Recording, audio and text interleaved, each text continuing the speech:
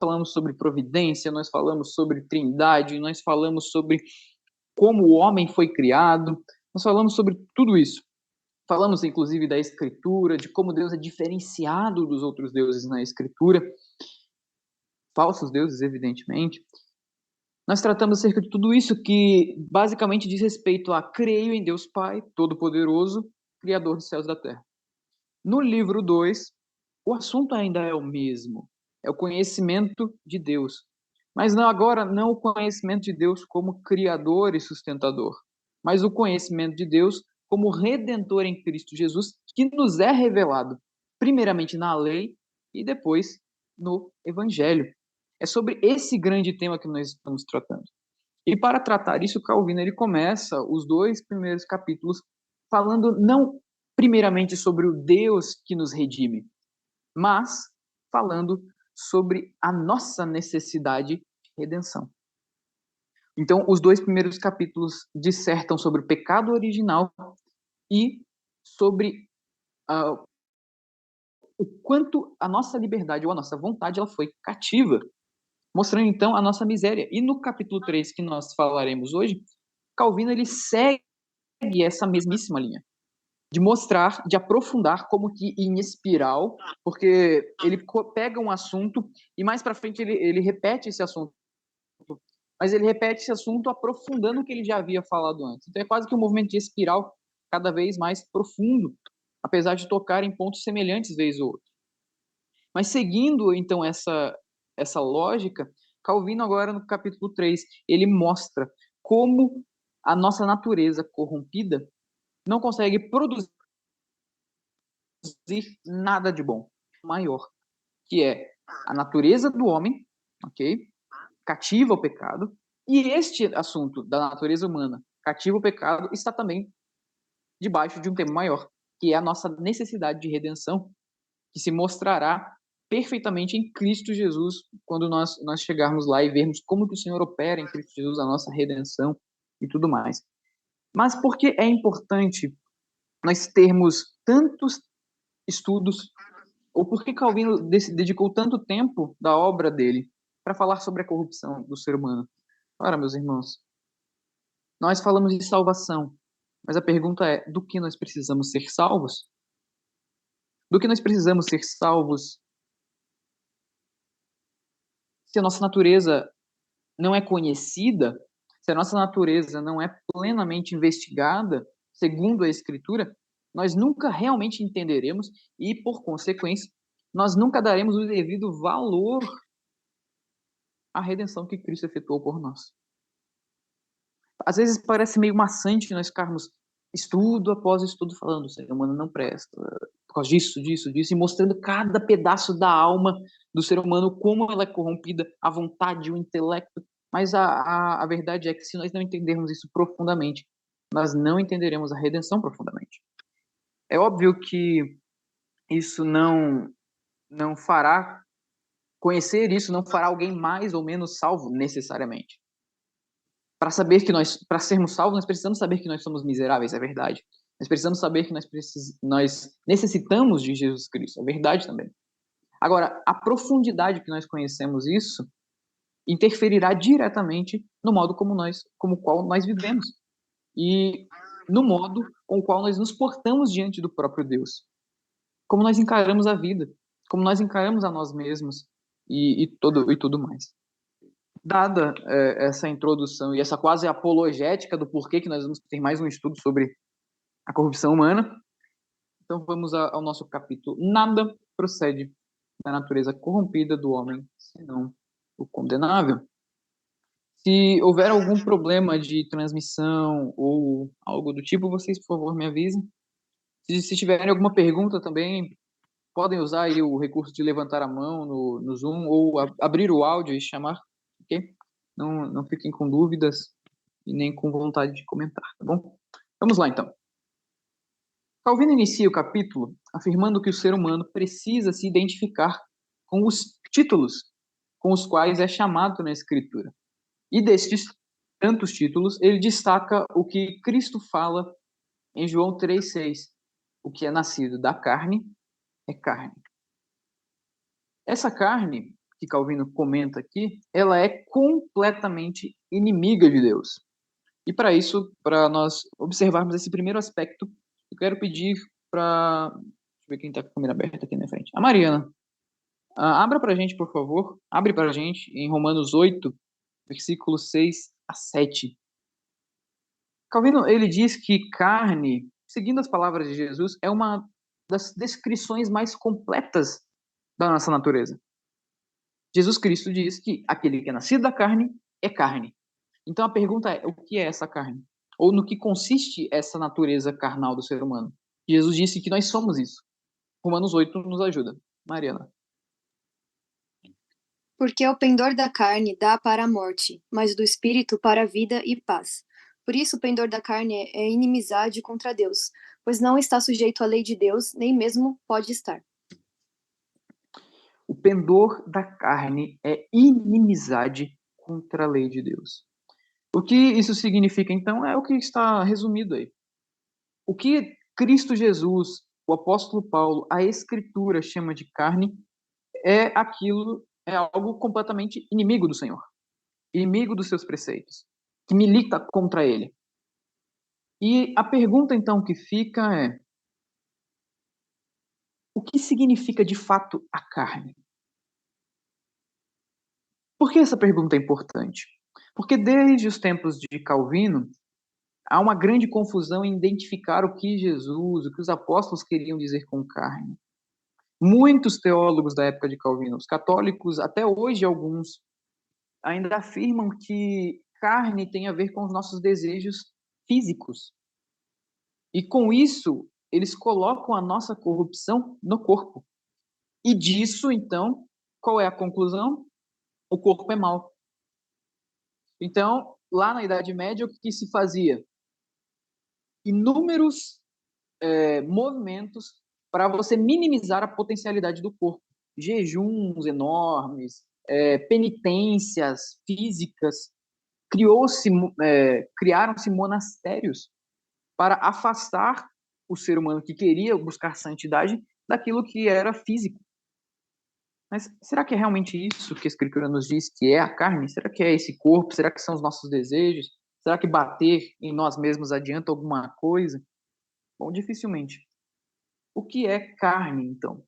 Calvino diz assim, na página 56, o postulado do Senhor é: ao homem importa nascer de novo, porque ele é carne. Esse é o texto que está lá em João 3.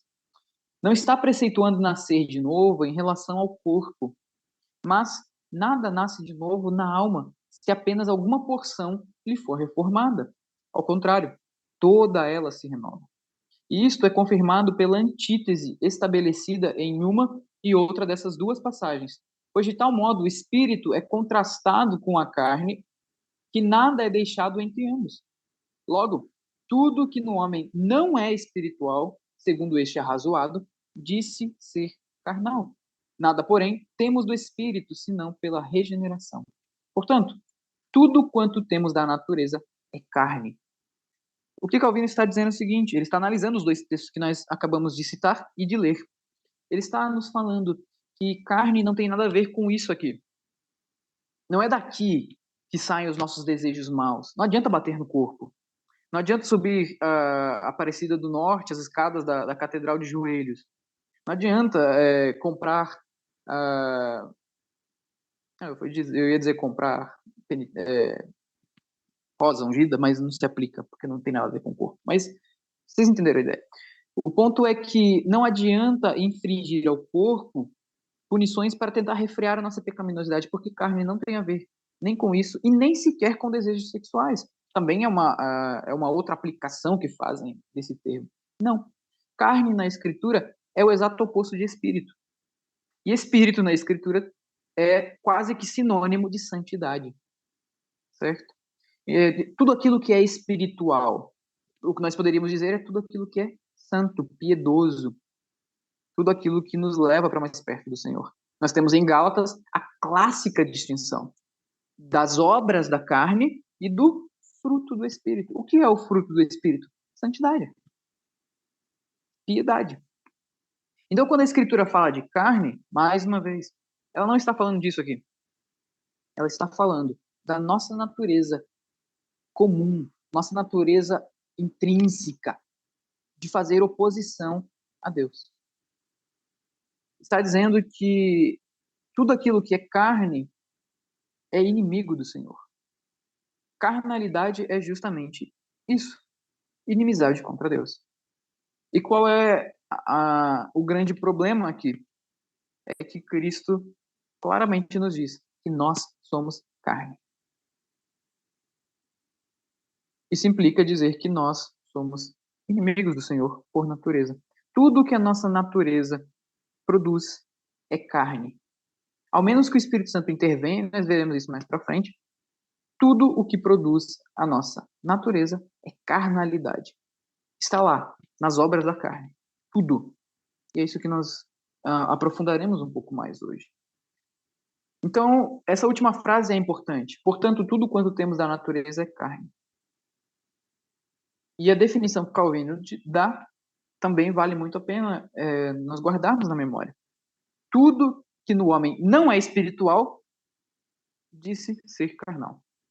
Então, se quiser definir o que é a carne, o que é a carnalidade, é tudo aquilo que não apenas não é espiritual, mas é o contrário à espiritualidade, à santidade. Certo? Até aqui. Alguma dúvida? Algum comentário? Muito bem. Nós leremos outro texto agora, mas agora eu peço que quem estiver com Bíblia, por favor, abra, que é um texto que tem 8 versículos, então aí a gente vai lendo assim de forma meio randômica.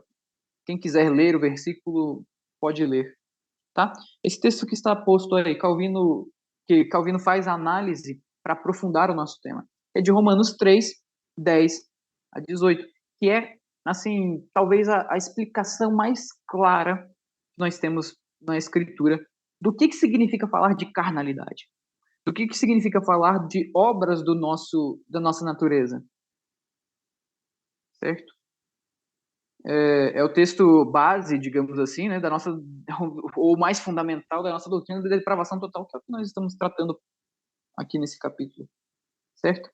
Então, faremos assim, eu vou pedir para alguém ler o versículo 10, aí outra pessoa que quiser, tiver com o texto aberto, lê o 11, 12 até o 18, tá certo?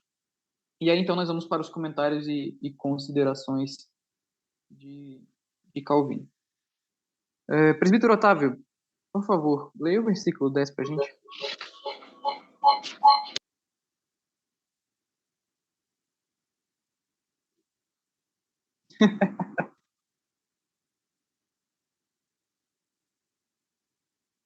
Da interferência, né? Não tem problema não, espera, viu?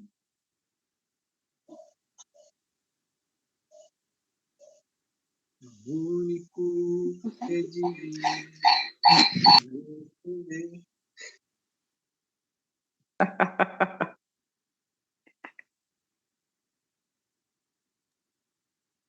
Vamos ver, agora vai ler. Agora vai. Versículo 10, né? Isso. Como está escrito, não há justo nenhum sequer. Não há quem entenda, não há quem busque a Deus. Todos se extraviaram, a uma se fizeram inúteis. Não há quem faça o bem, não há nenhum sequer.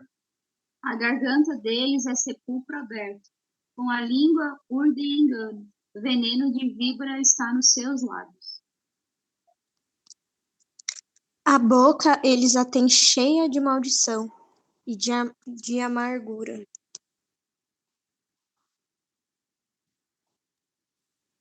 São seus pés velozes para derramar sangue. Nos seus caminhos a destruição e miséria. Desconheceram o caminho da paz. Não há temor de Deus diante de seus olhos. Não há temor de Deus diante dos seus olhos. Bom, esse texto, resumidamente, nos mostra que Paulo ele está pegando um compilado de textos do Antigo Testamento e aplicando, juntando todos eles, para dizer o seguinte: olha, tudo o que o ser humano produz é pecaminoso.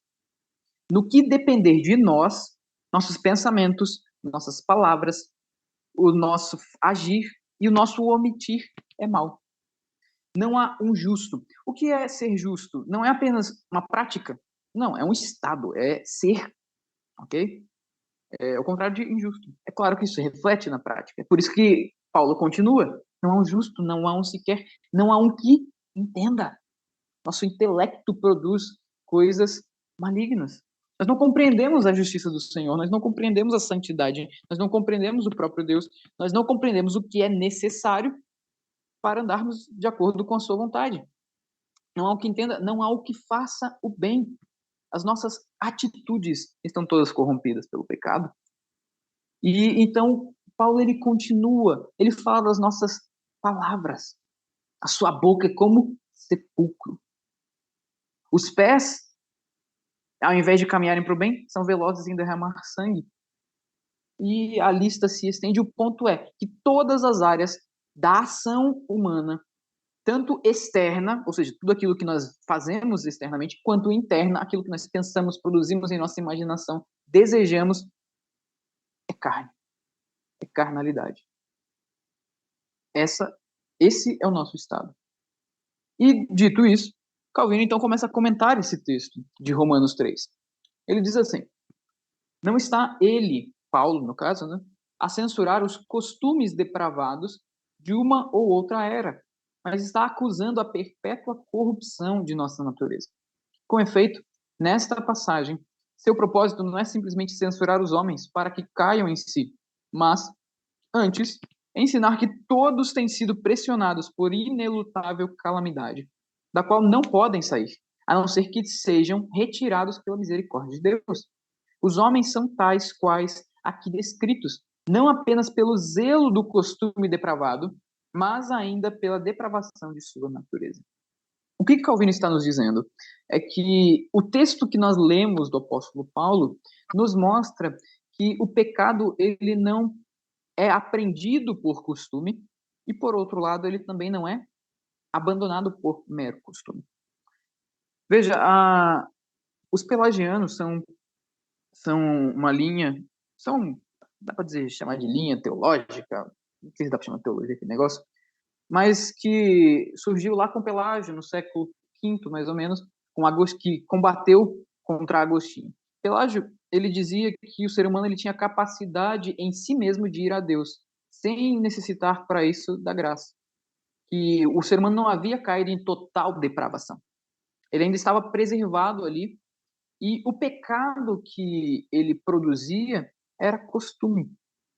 Ele aprendia a pecar. Certo? Não é que a natureza dele estava estragada e fluía de dentro de si um rio de imundícia. Não. Ele ia aprendendo a pecar. Mais ou menos parecido com isso, nós temos o Arrazoado de Jean-Paul Sartre. Sartre, não, perdão. Jean-Jacques Rousseau, que diz que o homem nasce bom, mas a sociedade corrompe. E aí aquela velha e boa pergunta que se deve fazer a essa afirmação: ora, se é a sociedade que corrompe o homem, quem diabos que corrompeu a sociedade? Afinal de contas, a sociedade é formada por homens. Mas o ponto que vale destacar é que, desde que o mundo é mundo, há uma série de doutrinas que ensinam que o ser humano não é tão mau quanto ele acha que é, ou quanto a Escritura diz que ele é. Mas o pecado e as coisas más que acontecem são facilmente contornáveis. Hoje nós temos uma grande tendência de, até mesmo dentro da teologia, parece até contraditório, mas de coach. E qual é o enfoque desses? Olha, se você quiser, se você se esforçar, todas as coisas são possíveis. E você consegue, então, contornar as suas grandes dificuldades.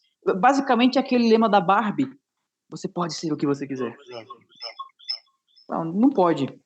A Escritura diz... Alguém está dando eco, interferência? Espera, quem que está com o microfone aberto? Eu acho que agora foi, né? Foi. Obrigado. Eu não vi quem estava, mas obrigado por ter desligado. Ajudou. Então, basicamente, o que nós temos hoje é aquele lema da Barbie, né? Estou Você sem pode ser o que câmera. você quer e tudo mais. Mas nós não podemos, não. Mas eu nem Ah, tenho tá. condição. Achei aqui quem tá com ele aberto. Dona Sônia, eu acho que é a senhora que tá com ele aberto, não é não? O Já microfone? fechei, moço. Eu tô ouvindo. Hi. O nome tá com... Isso, obrigada. Deus abençoe. Tava dando para ouvir a conversa. Desculpe. Imagina. Tranquilo. Então, é isso que nós temos aprendido. E no tempo de Calvino não era muito diferente. Não há nada novo debaixo do sol, diria Salomão. Então, havia doutrinas que ensinavam que o ser humano poderia contornar, sim, os seus pecados, bastava criar bons hábitos, porque, afinal de contas, o pecado não vem de dentro de nós. Eles são hábitos que nós vamos adquirindo pelo tempo, mas isso não é verdade. A Escritura nos mostra claramente que é o contrário. Os nossos hábitos, eles são definidos por quem nós somos, e não o contrário. Não é o que nós somos, perdão, não é os nossos hábitos que definem quem nós somos. É o que nós somos que define os nossos hábitos. O pecado, então, está arraigado na nossa natureza. Nós somos carne. Bom, mas tendo isso em vista, nós temos alguns problemas teóricos na verdade, teóricos não, mas muito práticos para resolver. Qual é esse problema? Bom, a Escritura diz claramente que nós somos depravados. Ok. Ela diz que tudo que nós produzimos é carnal. Também é verdade. Paulo, se não me falha a memória, em Romanos, diz que tudo que não provém da fé é pecado. Só que, na prática, nós temos um problema que parece contradizer esta afirmação, que é o seguinte: o ser humano, ele não é tão mal quanto ele poderia ser. Veja, nós temos alguns casos de maldade extremada na história, é verdade. Se nós pegarmos a história recente, salta aos nossos olhos alguns exemplos, saltam. O mais evidente dele talvez seja Hitler. Você pensa assim, o sinônimo de maldade é Hitler. Ok. Nós temos Stalin, nós temos Mao Tse Tung, menos conhecidos ou menos falados, pelo menos, mas também igualmente genocidas, assassinos. Mas nem todo mundo é Hitler. Na verdade, nós podemos dizer assim que eu conheço muita gente que, apesar de ter ali seus defeitos, também tem muitas qualidades. Então, como é que você pode dizer, ou como a Escritura pode afirmar, que tudo que nós produzimos é pecado? Ou que tudo que nós produzimos é mal? Eu não vejo essa maldade extremada em todo mundo. O ser humano não é tão mal quanto ele poderia ser. Então, a pergunta que nós iremos tentar... Algumas perguntas, na verdade, são levantadas e nós falaremos sobre elas agora. A primeira delas é: se o homem tem em si, ou seja, em sua natureza, em sua carne, toda essa maldade, como então ela não vem totalmente à tona em cada um dos seres humanos? Parafraseando essa pergunta é o seguinte: se nós somos tão maus quanto a Escritura diz que somos, por que nós não somos demônios, então, morais? Por que nós temos alguma moralidade? Por que nós não saímos matando pessoas à torta e à direito? Por que ainda há algumas virtudes no ser humano? Resposta para isso são algumas.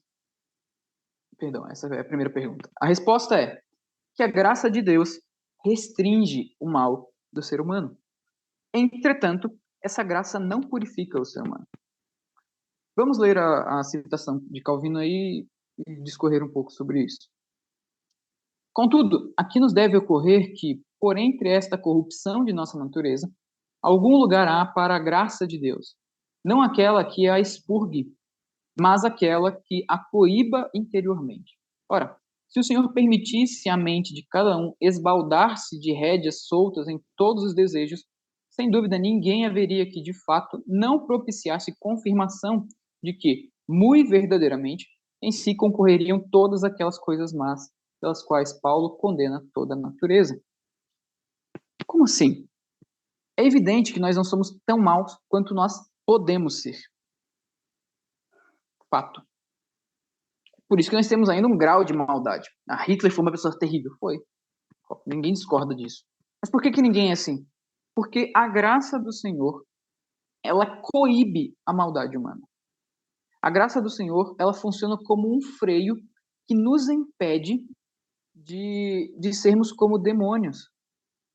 Meus irmãos, a nossa natureza é tamanha, na verdade, a nossa queda é tamanha que nós podemos afirmar que ela não teve diferença nenhuma da queda que Satanás sofreu.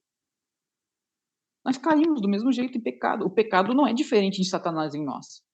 Qual é a diferença? Por que nós não somos tão maus quanto Satanás? A resposta é porque Deus ainda, na natureza humana, atua com graça. E aqui nós fazemos aquela clássica distinção entre graça comum e graça especial.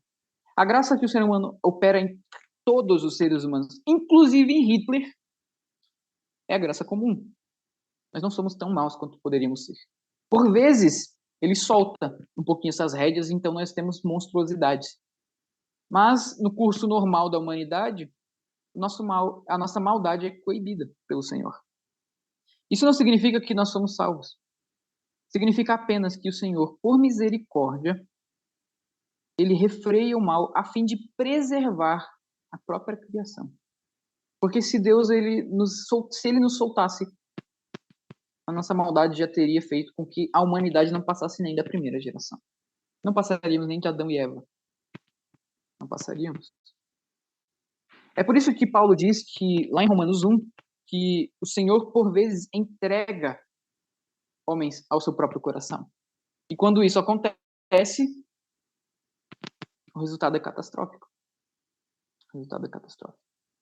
Então a pergunta é, por que um ímpio não convertido ainda assim não é tão mal quanto poderia ser? Porque Deus, graciosamente, coíbe. Pode falar, Mariana. É aquela pergunta que muitas pessoas se fazem, né? Por que coisas ruins acontecem com pessoas boas? E aí, a grande questão é que nós olhamos o mundo de uma forma completamente diferente do que ele realmente é. A gente vê o mundo como um mundo bom e que Deus permite que aconteçam coisas ruins. Mas, na realidade, nós estamos no mundo mal por causa do pecado e Deus permite que aconteçam coisas boas. Deus permite que a gente, por causa de sua graça, né, a gente possa ter uma boa qualidade de vida, a gente possa viver e fazer coisas boas. Mas é uma ótica completamente diferente daquilo que normalmente as pessoas pensam. É justamente isso. Percebem a inversão?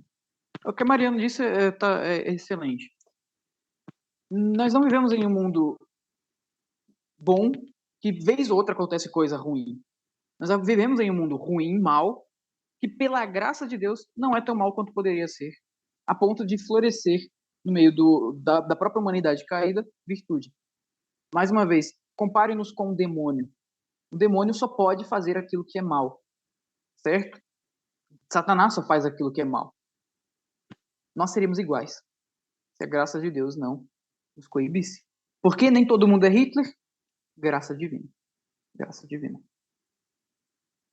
Segunda pergunta, que falar que o ser humano é totalmente mal e tudo que sai do ser humano é mal também. Se o homem é corrompido, como explicar os exemplos de retidão que temos entre os ímpios? Aqui, o polo vai para o exato oposto. A primeira pergunta é, por que nós não somos tão maus quanto nós poderíamos ser? Você diz que nós somos corrompidos, mas eu não vejo ninguém saindo, fazendo um genocídio dia sim, dia não na rua. Por quê? Graça. A pergunta agora é mais difícil um pouco. Qualquer pessoa com um pouquinho mais de experiência na vida cristã pode pensar o seguinte: olha, eu conheço uma pessoa que ela não é crente. Um tio, um amigo, um primo. Mas, assim, ela é uma pessoa bondosa, gentil, atenciosa, amorosa. Se precisar vender um rim para ajudar outra pessoa, ela faz. Se ela pudesse morrer no lugar de outra pessoa, ela morreria. Só falta uma coisa para ela ser crente: Cristo. Mas é assim, o exemplo de virtude mais alto que nós podemos ter. Calvino aqui, ele cita um exemplo que é inúmeras vezes pontuado por poetas latinos, que é o exemplo de um homem chamado Camilo, que, se não me falha a memória, o primeiro nome dele é Marco Camilo, que é citado por Agostinho, inclusive. Foi um marco assim na poesia e no pensamento latino como um exemplo de virtude, mas não é muito conhecido por nós. Talvez um exemplo parecido por outros motivos. Marco Camilo foi um líder militar que libertou ali, acho que Roma, se não me falha a memória, de algum ataque ou dominação. Me fugiu a memória agora, mas é por aí. O que me espanta mais é, por exemplo, o exemplo de Sócrates. Quem era Sócrates? Aquele grego, filósofo, fundador da filosofia. Sócrates, ele vive uma vida realmente que nós podemos chamar de virtuosa, pelo menos na aparência, ok? E ele combate alguns homens que diziam que a verdade era relativa, que a alma era mortal. Ele combate essas pessoas. Diz, não, existe uma verdade objetiva, existe uma verdade transcendente, existe algo que rege esse mundo que nós vivemos, não é nada relativo coisa nenhuma, a alma ela é imortal, e quando nós morremos, nós prestaremos conta pelo que nós fazemos aqui, e por causa disso ele foi acusado por uma série de coisas. E ele vai a julgamento, e ele tem a oportunidade de fugir da sua condenação. E ele não faz. E ele é condenado. E condenado à morte. E na prisão, antes de ser executado, ele tem a oportunidade de fugir ou ser exilado. Mas ele não faz. Ele enfrenta a morte de frente. Então nós temos aquela clássica cena de Sócrates tomando cicuta, que é um veneno. E na sua morte ele diz, eu posso oferecer um pouco desse veneno aos deuses, à divindade, ou aquilo que ele mais temia, que era a própria ideia do bem. E ele morre. Ele morre como de forma injusta, sabendo que estava morrendo injustamente, mas ele diz o seguinte, melhor é sofrer uma injustiça do que praticá-la. Se eu fugir, eu vou ser tão injusto quanto aquelas pessoas que me condenaram. Não vou fugir, vou morrer. Aí você olha para um exemplo desse e você diz, ora, essa pessoa é uma pessoa virtuosa. Você olha para um tio seu e diz, essa pessoa é uma pessoa virtuosa, mas ela não é crente, não foi salva. Como explicar isso? Como explicar isso? Bom, acerca disso nós temos algumas considerações que devemos fazer. Primeira delas, o homem possui um coração depravado. Calvino diz assim, se um homem natural foi excelente em tal integridade de costumes, com isso sua natureza não destrói a capacidade para o cultivo da virtude. Mas, e se a sua mente é depravada e tortuosa, e tenha antes seguido qualquer outra coisa e não a retidão? E não há dúvida de que tal foi a sua mente, se admite ter sido ele um homem natural. Calvino está dizendo o seguinte, bom, se nós admitirmos que um homem natural foi excelente em todo o seu ser, foi extremamente virtuoso em tudo que praticou, então nós vamos dizer que a natureza dele não excluiu a capacidade de cultivar coisas boas. Ok. Porém, entretanto, todavia, e se nós dissermos que a mente dele é depravada? Como a Escritura diz que é.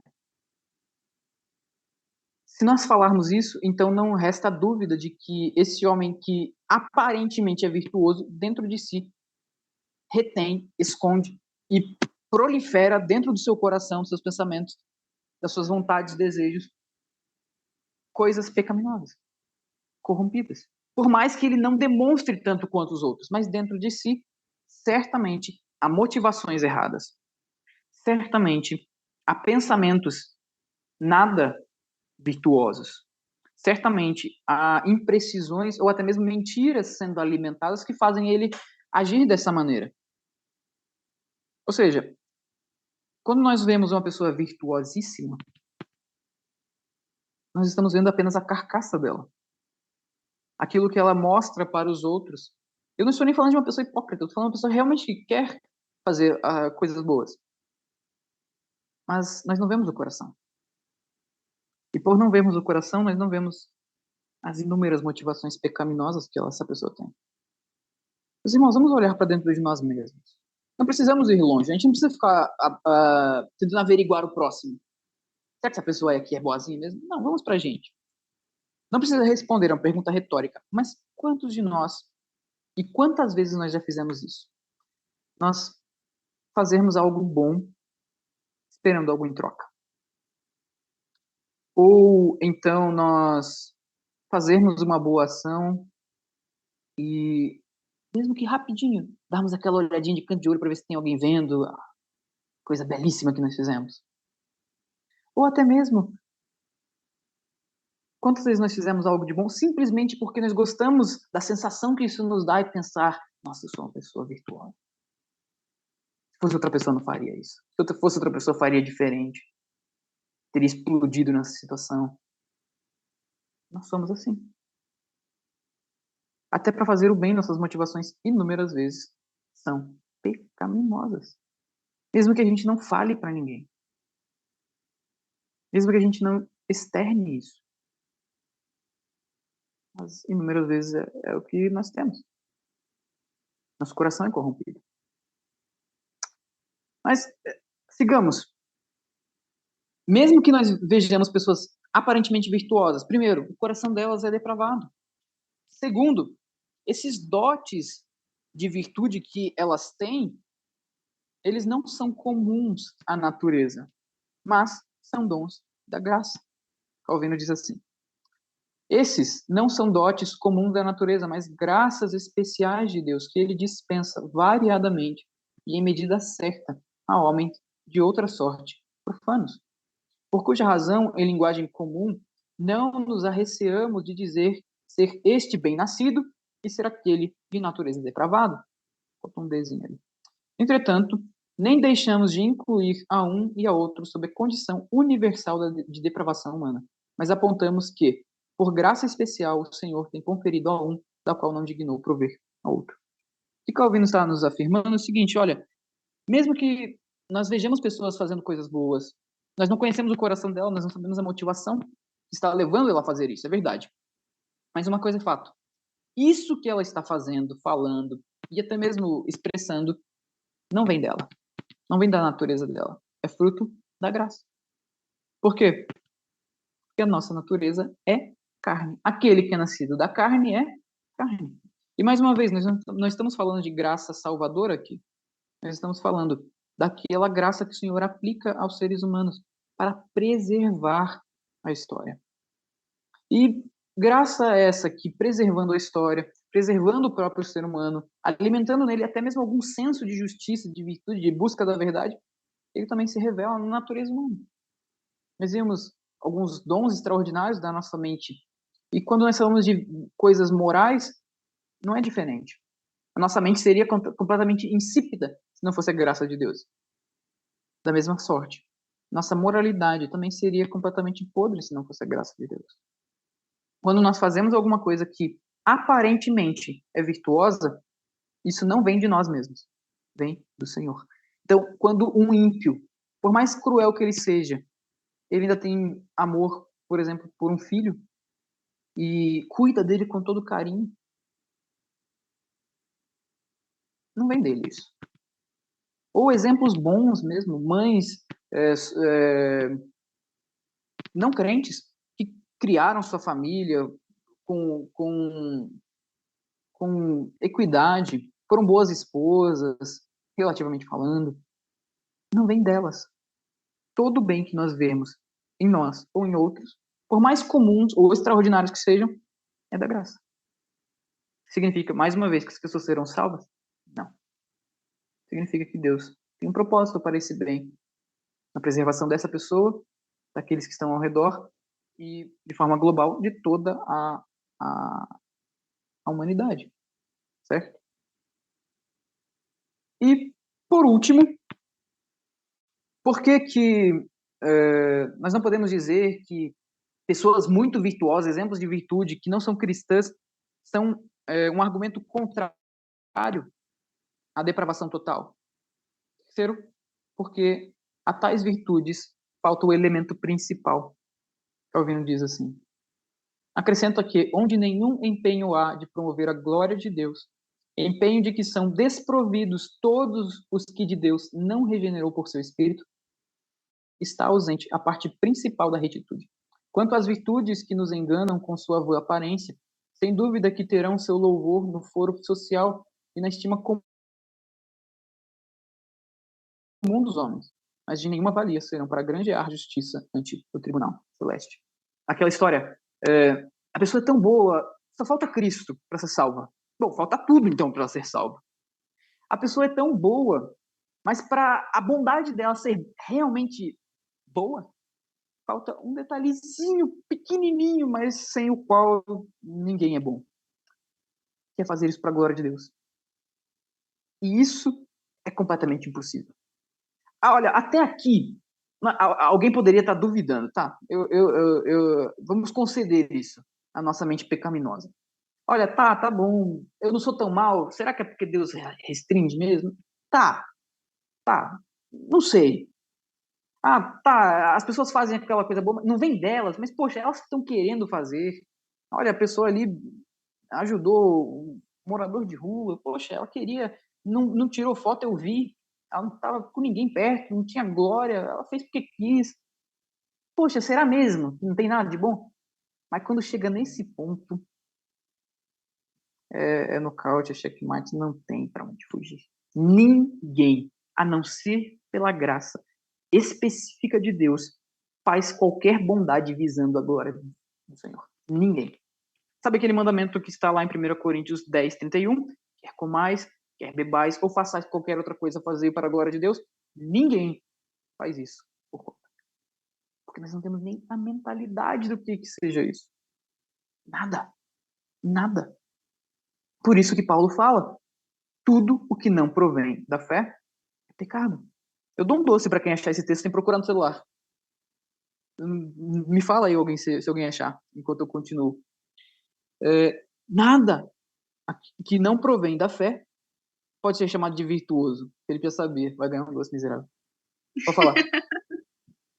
Pode ser uma trufa. Você paga, eu pego aqui já. Pode ser.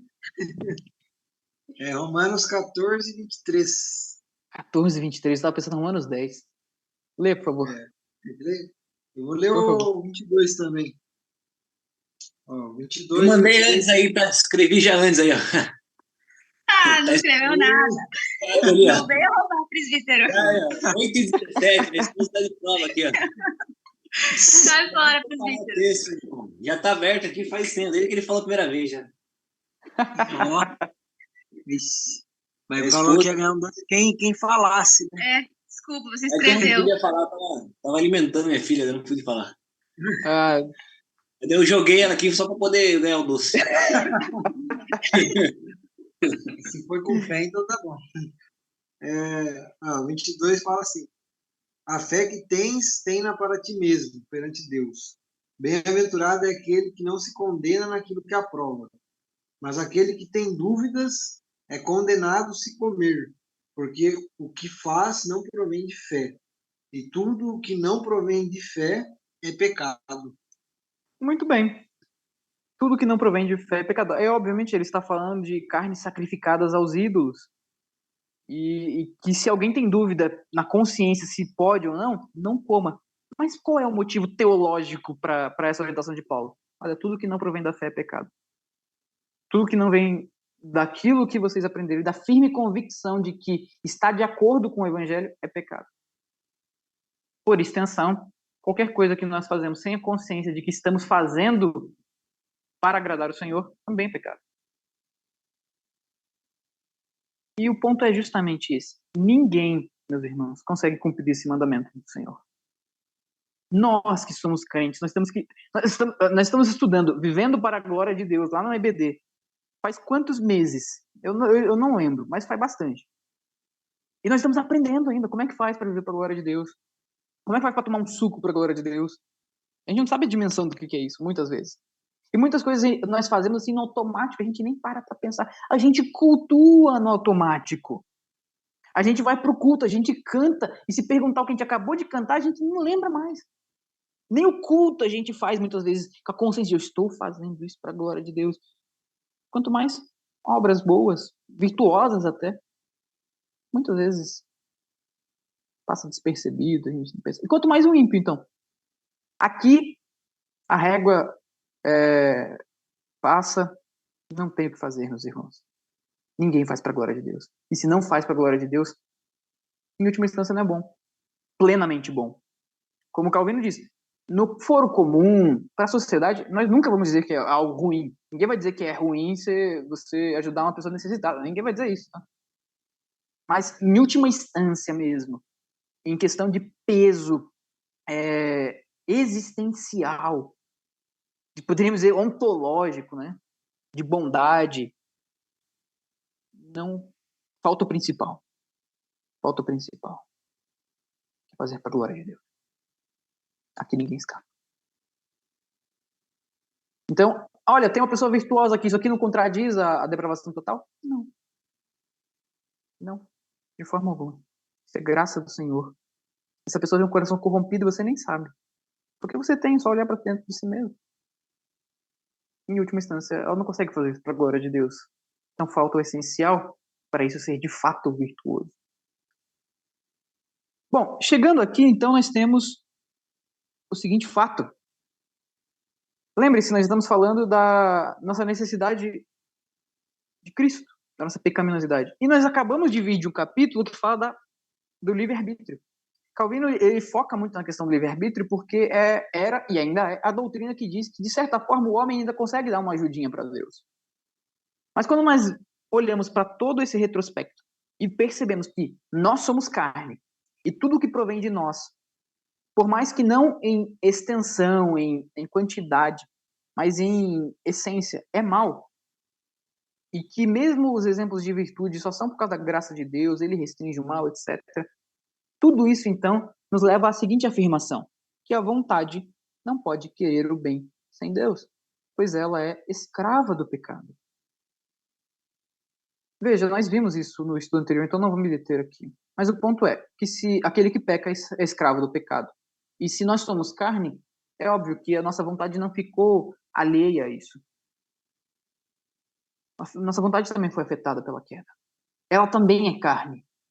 Ela não é espiritual. O problema é... Surge outra questão aqui.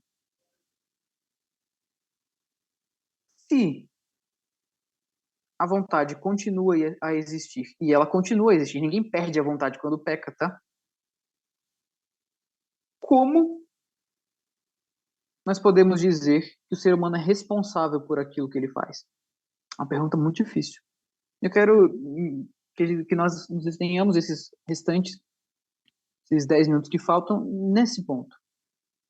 Vejam, nós afirmamos categoricamente que nós não conseguimos fazer outra coisa. A nossa vontade não consegue escolher o bem se não for por Deus, certo? Então, se nós não conseguimos fazer outra coisa, afinal de contas, como é que nós podemos ser culpados diante de Deus por aquilo que nós escolhemos? Afinal de contas, é o que eu sou. O que eu posso fazer? Para ser culpado, e é isso que os arminianos levantam contra nós. Pois eles dizem o seguinte, olha, para ser culpado, a pessoa precisa ter as duas escolhas, 50% e 50% de chance de escolher um ou outro. Senão não é culpado. E aí vem os espantalhos, né? Calvinismo diz que o ser humano não tem vontade. Não, ninguém diz isso. Calvino nunca disse isso, Agostinho nunca disse isso. Muito pelo contrário, disse, não, nós temos uma vontade, só que ela é depravada. E aí vem, então se ela é depravada e não consegue escolher o bem, que culpa eu tenho de escolher o mal? Eu só tenho essa escolha. É uma pergunta bem difícil. Como conciliar a doutrina da responsabilidade humana? A Escritura fala de cabo a rabo, certo? Diz que nós seremos punidos por aquilo que nós fazemos e seremos recompensados também por aquilo que nós fazemos. Mas como condenar alguém que só pode escolher o mal? Bom, Calvino responde com uma definição muitíssimo boa. Ele faz uma distinção entre necessidade e compulsão. O homem necessariamente peca, certo? Assim como Deus necessariamente é bom e o diabo necessariamente é mau. Mas não o faz obrigado por compulsão. Vamos ler a citação e passar para a explicação. O homem, como foi corrompido pela queda, certamente peca porque o quer. não contra a vontade, nem coagido, pela muito natural inclinação da mente, não por compulsão forçada, pelo ardor da consciência pessoal, não por pressão externa. Contudo, tudo o que faz por depravação da natureza, que não pode ser movido e impulsionado senão para o mal, pois essa necessidade é, de certa forma, produto da vontade. Aqui eu preciso fazer uma breve distinção antes de explicar. A palavra necessidade, ela aparecerá em alguns escritores cristãos de forma diferente. Agostinho, no seu livro Sobre o Livre-Arbítrio, ele diz que ninguém peca por necessidade. Calvino aqui parece estar dizendo o exato oposto, né? Não, a gente peca por necessidade, sim. Mas eles estão querendo dizer a mesma coisa, só que usando termos diferentes, certo? Isso é muito comum. Então, sempre, por exemplo, que alguém me pergunta, você acredita em livre-arbítrio? O que você faz? Pergunta, depende, o que você quer dizer com livre-arbítrio? Dependendo da definição da pessoa, eu posso até concordar. Porque o mesmo conceito, ele tem, por vezes, definições diferentes. Necessidade, em Agostinho, é o seguinte, é dizer que o ser humano, ele peca sem agir voluntariamente. É como se tivesse uma força externa o obrigando a pecar e arrastando ele de tal forma que assim, ele não quer de jeito nenhum, mas ele é obrigado, ele perde a consciência e peca. É quase uma possessão, certo? Isso é pecar por necessidade em Agostinho, ok? E Agostinho diz, não, ninguém peca por necessidade. Todo mundo peca porque quer pecar. Ninguém é obrigado a pecar. Pronto, essa é a expressão. Necessidade pecar por necessidade em Agostinho é ser obrigado a pecar, certo? Pecar por necessidade em Calvino não é ser obrigado a pecar, é não conseguir fazer outra coisa senão pecar. Ser obrigado a pecar em Calvino, ele define como compulsão. Feita essa distinção breve de palavras, porque se alguém ler lá em Agostinho, vai falar, poxa, Agostinho discordava de Calvino? Não, não discordava não. Eles estão falando a mesma coisa, só com palavras diferentes, ok? Mas feita esta distinção, nós vamos ao que Calvino diz. Nós fomos corrompidos, ok? Só que nós pecamos não obrigatoriamente no sentido de que alguma coisa de fora arrasta e nos faz pecar contra a nossa vontade. E aqui, gravem isso. Talvez seja o ponto mais importante desse estudo. Todo mundo que peca, peca porque quer. Ninguém, entendeu? Ninguém, sob hipótese alguma, faz nada contra a sua vontade. Ninguém. Muito menos pecar. Nós pecamos porque nós queremos pecar. Todas as vezes, sim. Todas as vezes. Todas as vezes. Sem exceção. Ah, mas alguém pode dizer, e aquele texto lá do Salmo, onde Davi diz, ó Senhor, perdoa-me pelas faltas que me são ocultas. Veja, elas são ocultas ao quê? À mente. Elas são ocultas à memória. Nós podemos pecar e nos esquecer que pecamos. Ou nós podemos pecar e nem saber que isso é pecado. Muitas vezes nós fazemos isso. Ignorância, ok. Mas, de forma alguma, nós podemos pecar sem querer pecar. Eu quero fazer aquilo que é mal, mesmo que eu não saiba que é mal, mas eu quero fazer. Eu quero desobedecer ao Senhor, mesmo sem saber que eu estou desobedecendo ao Senhor, ou mesmo que eu me esqueça que eu desobedeci o Senhor depois. Eu desejo o mal. O ser humano consegue escolher outra coisa que não seja pecado? Não, é só pela graça. Tudo que nós produzimos é pecado. Mas isso significa que a vontade dele foi excluída e agora ele peca contra a vontade dele? Não. O ser humano peca necessariamente. Necessariamente nós iremos pecar. Mas nós fazemos isso de forma completamente voluntária. E o exemplo que Calvino dá aqui, colocando Deus e o diabo em comparação, é excelente. Deus, ele necessariamente faz o que é bom, correto? Pergunta, Deus pode pecar? Evidentemente não. A pergunta agora é, ele faz o bem voluntariamente ou involuntariamente? Voluntariamente. Mas ele pode fazer outra coisa que não bem? Claro que não, mas ele faz o bem voluntariamente, faz parte da vontade dele. O diabo é a mesma coisa. O diabo não pode fazer outra coisa senão pecar. Não tem graça no diabo. Por isso que ele é o diabo. A pergunta é, ele faz isso contra a vontade dele, involuntariamente? Não. Ele necessariamente irá pecar? Sim, necessariamente. Mas ele faz isso porque ele quer. Mais uma vez, nós não fazemos nada contra a nossa vontade. E aqui eu quero aplicar, dizendo, meu irmão, precisa olhar no espelho. Casamento ensina muito, muito mesmo.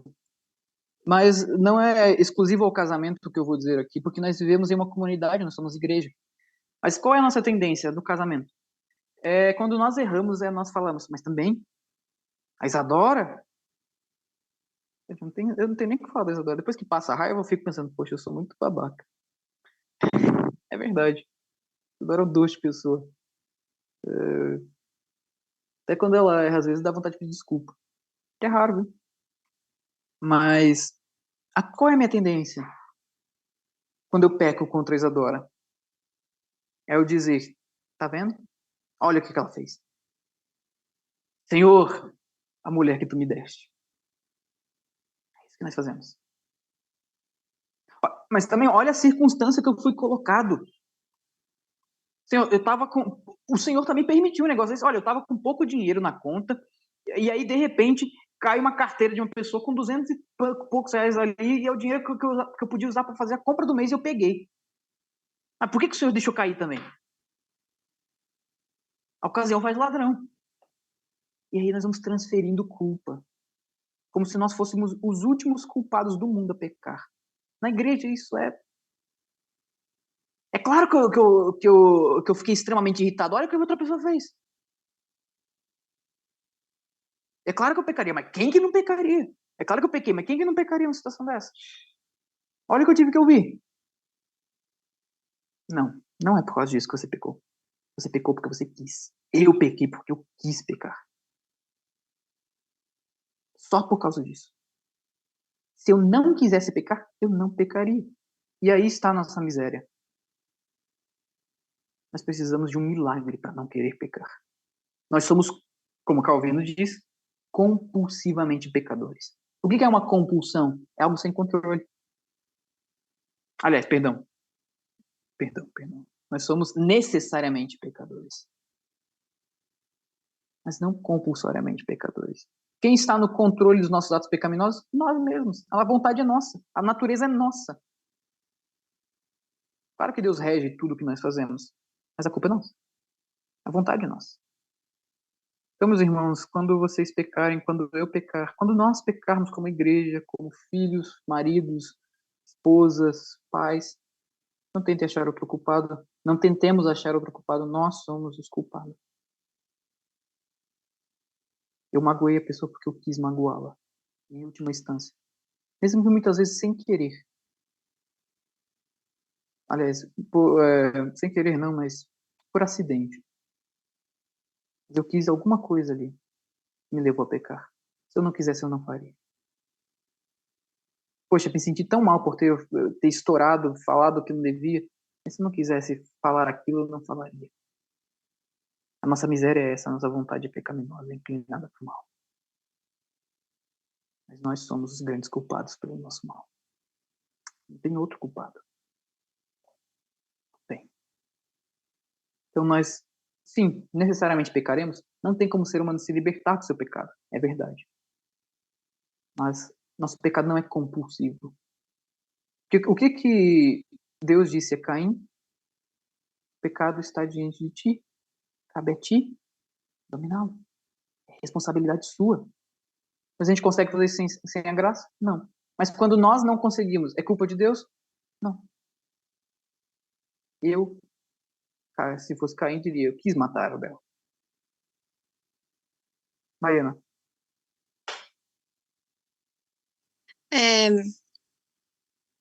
Aquela passagem de Romanos 7, se eu não me engano, que Paulo fala: o bem que eu quero fazer eu não faço, o mal que eu não quero eu faço.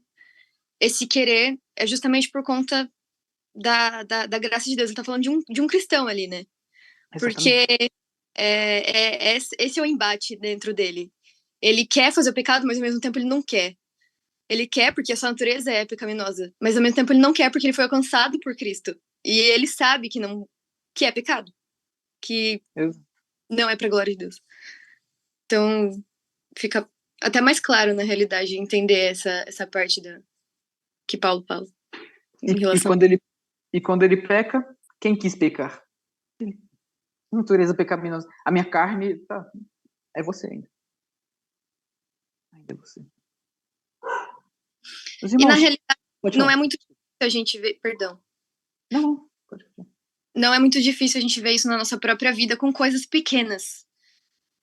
Tipo, a gente sabe que exercício físico é bom e é necessário para o nosso corpo. E isso vai glorificar a Deus, porque a gente precisa nos manter saudáveis para glorificar a Deus. E a gente não faz, a gente tem preguiça de fazer. A gente sabe disso, mas a gente se mantém no sedentarismo, por exemplo. É um exemplo bem bobo, mas isso já diz muito. A gente pode escolher não ser assim, e a gente é.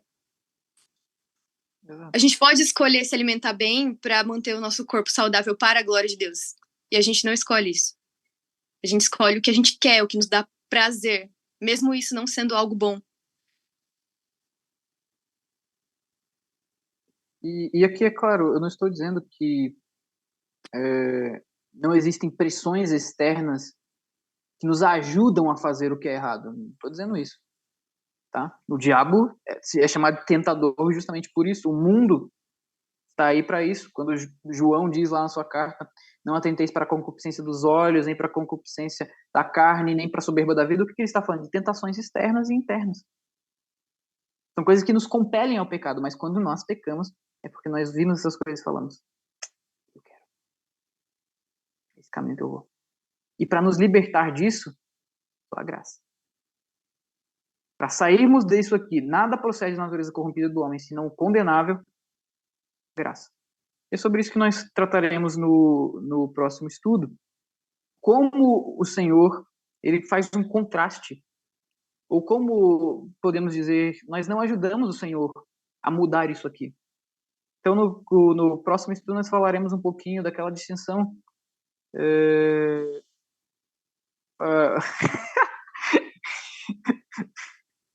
Viu? A primeira a pensar sobre isso sou eu, tá, gente? Porque eu sou assim... Eu tô falando isso porque eu pensei sobre mim enquanto tava falando a respeito de tudo isso. Eu fiquei, meu Deus do céu, pecadora demais, meu Deus. Eu preciso da graça do Senhor. Meu Deus. Gente, é verdade. Correndo pra uma academia, correr pra um exercício físico, correr pra comer fruta, verdura, legumes. Meu Deus. Rafael, por favor, levantou a mão aí.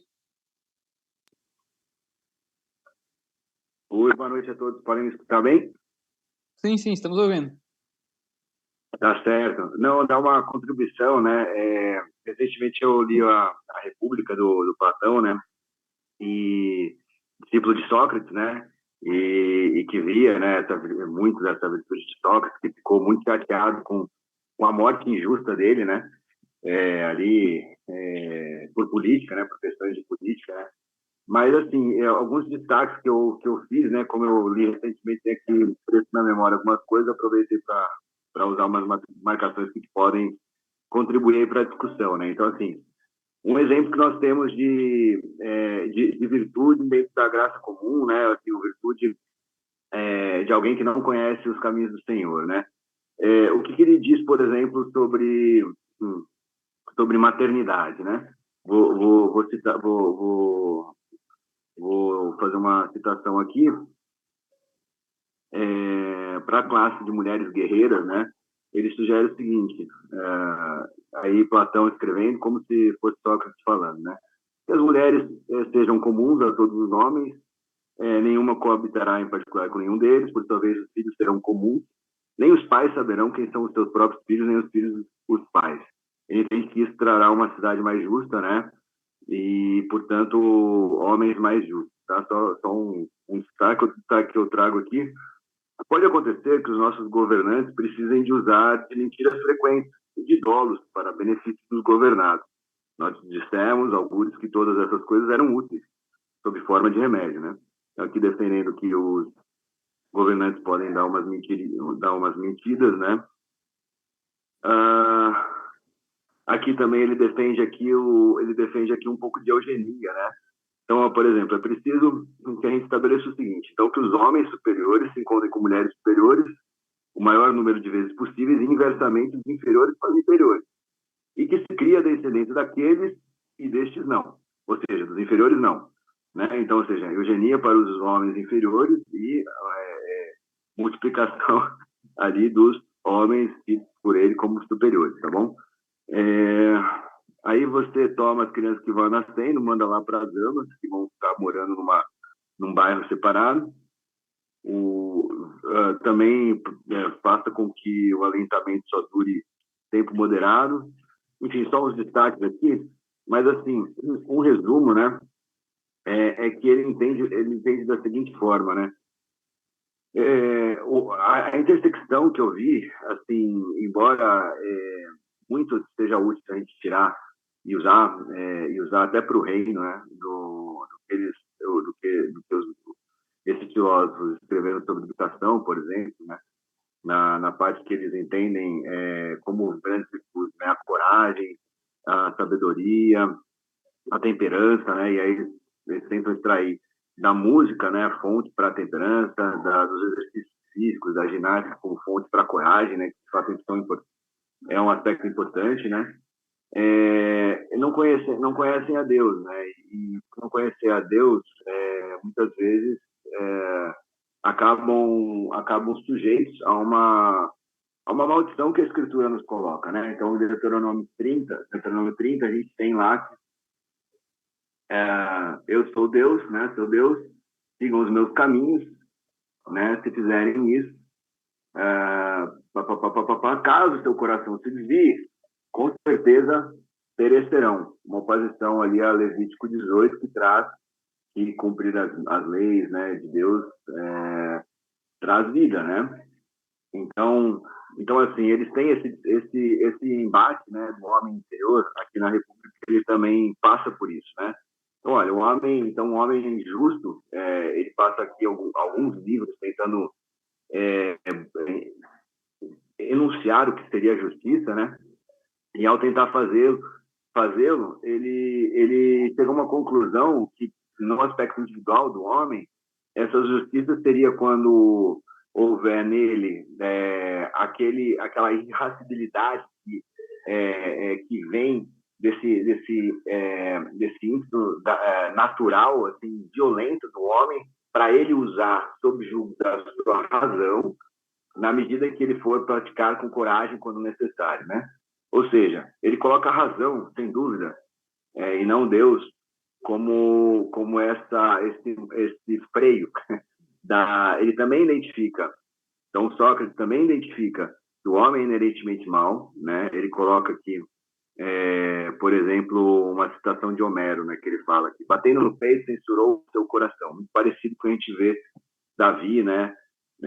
Aí até o Calvino cita nesse capítulo, né, o Salmo de Davi, e também uma passagem que Salomão estaria falando lá em Reis, né, que tanto Salomão quanto Davi pedindo para Deus conduzir o seu coração, né? Ou seja, eles reconhecendo que mesmo esses homens piedosos, né, exemplos que a gente tem o seu coração mau, né? Davi e Salomão, né?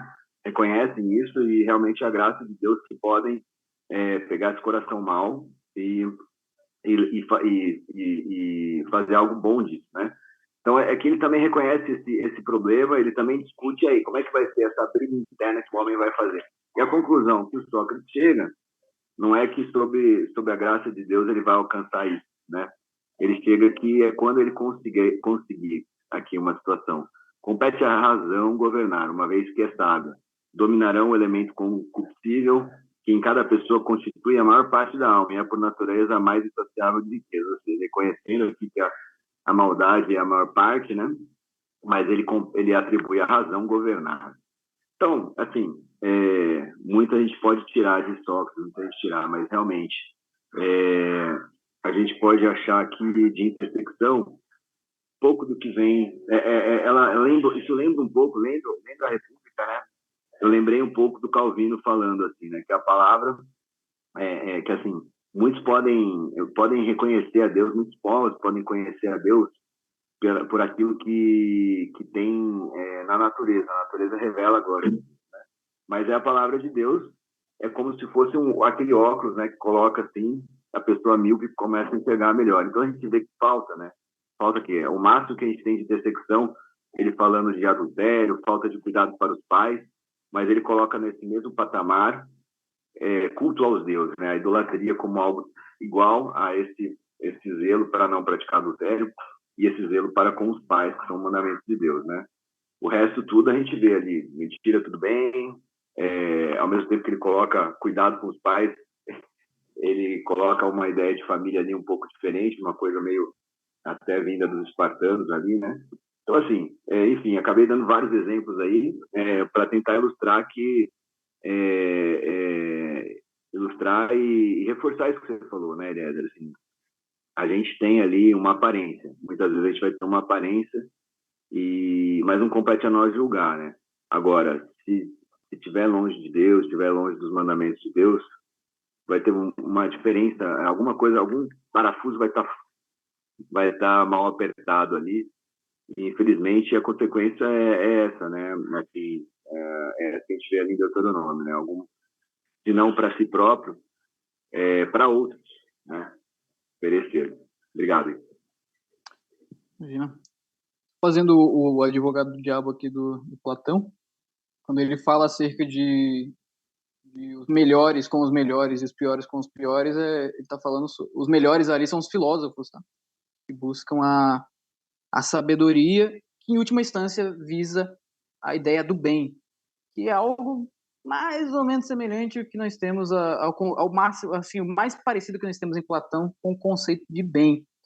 E quando ele fala acerca dos governantes, é evidente que ele não estava querendo fundar uma república. Ele mesmo diz isso no final do seu livro. Ele diz que é impossível. Ele não quer fazer isso. Então, por que ele empreende essa investigação e forma para isso uma república? Para descobrir o que é a alma do ser humano e para achar nela a justiça. E como ele encontra a justiça? Ele diz que a justiça é o pleno equilíbrio de quando cada coisa está no seu devido lugar e a razão ela governa as outras coisas. E nisso ele não está errado, ele só se esqueceu de uma coisa, que a razão ela é contaminada também. Isso ele não sabia, isso como o Rafael muito bem disse, né, esse parafuso aí estava solto. Gente, alguém tem mais algum comentário, uma pergunta que gostaria de fazer? Pode abrir o microfone, falar ou levantar a mão. Bom, pelo silêncio, Felipe vai falar alguma coisa? Tá com o dedo aí na tela?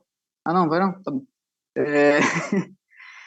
Pelo silêncio, acredito que não. Então, por hoje, meus irmãos, o estudo é esse. Então, a frase tópica ali resume tudo. Nada procede da natureza corrompida do homem, senão o condenável. E no próximo estudo, então, nós veremos um pouquinho do contraste disso. Que tudo que temos em nós de bom vem da graça. E aí, Calvino ele vai falar sobre alguns bens do ser humano. Ele vai falar que o ser humano ele não colabora, não é sinergista à salvação do ser humano e até mesmo a sua preservação na fé. Tudo depende de Deus, justamente porque tudo que há em nós é mal. Nós pecamos porque queremos pecar. Isso é terrível. E é por isso que Paulo exclama, graças a Deus, por Jesus Cristo. Se não fosse por ele, estaríamos perdidos, completamente perdidos.